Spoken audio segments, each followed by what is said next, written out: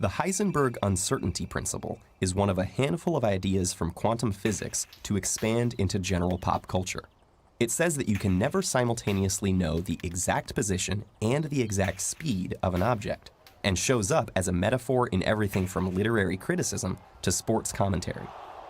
Uncertainty is often explained as a result of measurement, that the act of measuring an object's position changes its speed, or vice versa. The real origin is much deeper and more amazing.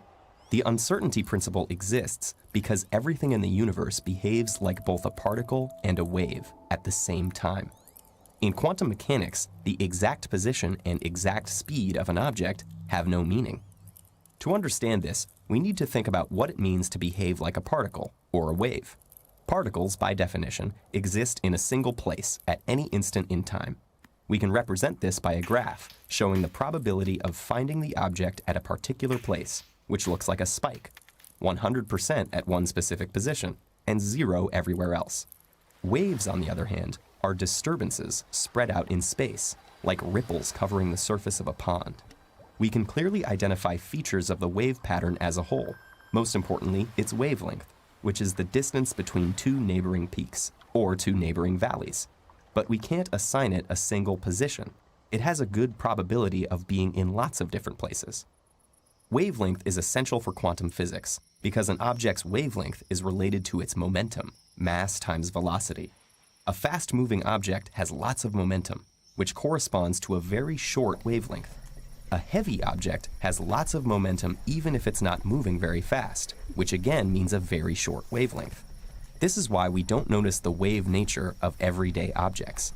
If you toss a baseball up in the air, its wavelength is a billionth of a trillionth of a trillionth of a meter, far too tiny to ever detect. Small things, like atoms or electrons, though, can have wavelengths big enough to measure in physics experiments. So if we have a pure wave, we can measure its wavelength and thus its momentum, but it has no position. We can know a particle's position very well, but it doesn't have a wavelength, so we don't know its momentum. To get a particle with both position and momentum, we need to mix the two pictures to make a graph that has waves, but only in a small area. How can we do this? By combining waves with different wavelengths, which means giving our quantum object some possibility of having different momenta. When we add two waves, we find that there are places where the peaks line up, making a bigger wave, and other places where the peaks of one fill in the valleys of the other. The result has regions where we see waves separated by regions of nothing at all. If we add a third wave, the regions where the waves cancel out get bigger, a fourth and they get bigger still, with the wavy regions becoming narrower. If we keep adding waves, we can make a wave packet with a clear wavelength in one small region. That's a quantum object with both wave and particle nature.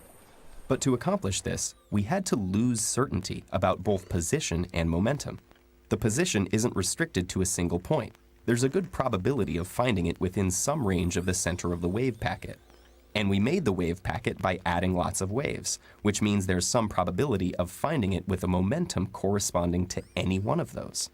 Both position and momentum are now uncertain, and the uncertainties are connected. If you want to reduce the position uncertainty by making a smaller wave packet, you need to add more waves, which means a bigger momentum uncertainty. If you want to know the momentum better, you need a bigger wave packet, which means a bigger position uncertainty. That's the Heisenberg uncertainty principle, first stated by German physicist Werner Heisenberg back in 1927. This uncertainty isn't a matter of measuring well or badly, but an inevitable result of combining particle and wave nature.